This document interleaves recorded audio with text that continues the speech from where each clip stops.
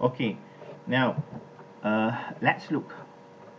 Aspiration, aspiration is basically fluid from outside goes into the trachea and then goes into the lung. So what happened when someone aspirated? Okay, this is a diagram that shows the process. It looks complicated, but I will try to make it as easy as possible for you to understand, for a layperson to understand. Now,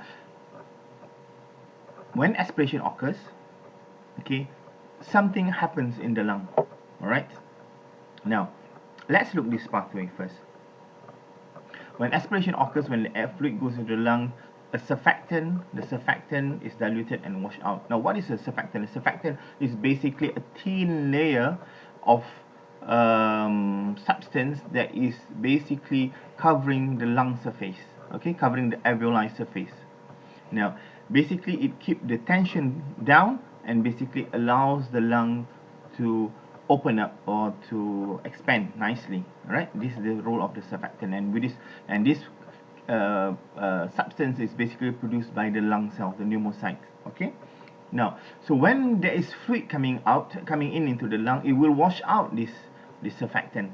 So when there's no more surfactant, it will cause a reduce of gas transfer across the alveoli because of a thing called atelectasis, because the lung cannot inflate properly. All right, atelectasis is a condition where the lung, okay, the lung alveolus cannot open up properly because there is too much tension causing it to collapse.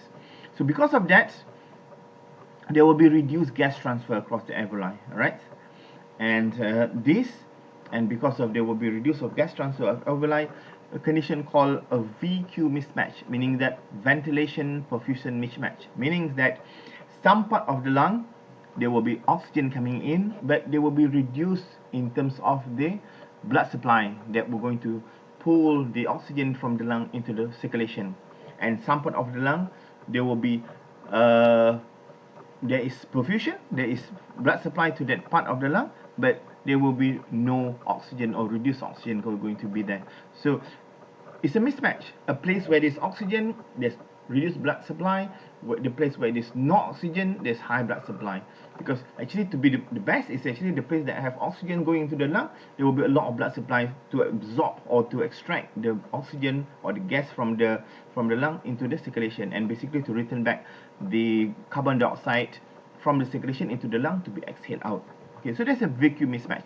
So when there is this VQ mismatch or ventilation perfusion mismatch, it will lead to a condition called hypoxemia, less blood in the lung, and worsen still, it will increase the condition of the tissue will need more oxygen. It goes into anaerobic metabolism and lead to a thing called metabolic acidosis.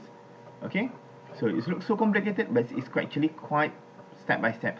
So because of the aspiration, the lung surface is washed out, so it's not able to expand.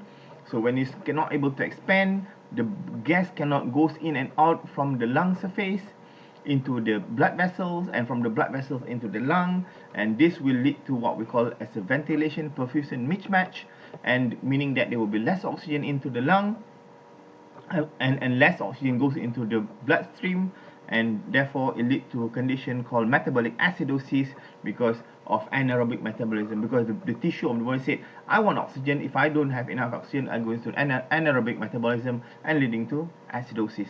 And this is actually a disastrous thing to happen. It will basically cause the whole of the body system to shut down. Now let's look if there is a fresh water. Okay, this thing will happen. The center pathway will still happen, but if there's a fresh water, it will lead to called hemodilution. When the fresh water goes into the lung, it goes into the circulation, it will dilute the blood in the circulation, and when the blood in the circulation dilutes, it will cause hemolysis, meaning this burst of the red blood cell.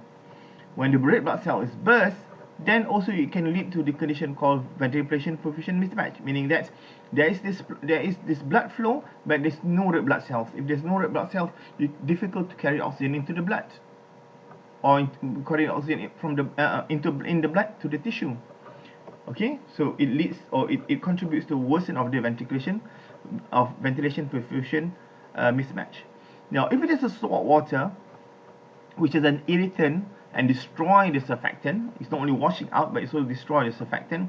And when the surfactant destroy, it basically lead to a protein-rich fluid will shift into the alveoli. So this fluids, because of the salt water, because of high osmotic, it will pull the fluids, protein-rich fluid into the alveoli. So the alveoli is basically soggy with water, and this will not allow gas transfer to occur.